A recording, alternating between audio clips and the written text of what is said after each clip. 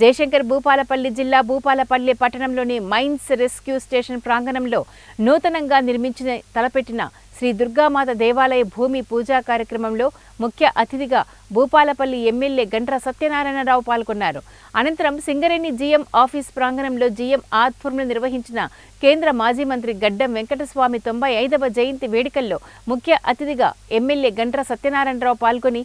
చిత్రపటానికి పూలమాల వేసి ఘన నివాళి అర్పించారు. వారి యొక్క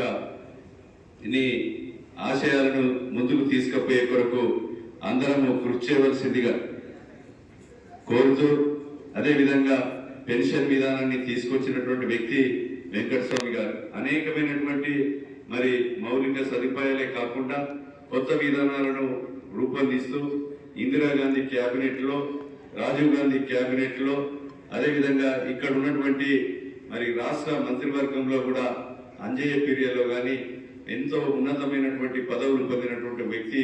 వెంకటస్వామి గారని మీకు ఈ సందర్భంగా తెలియజేస్తూ, ఈ కార్యక్రమంలో పాల్గొన్నటువంటి మన జనరల్ మేనేజర్ హబీబ్ హుస్సేన్ గారు, అదేవిధంగా INTC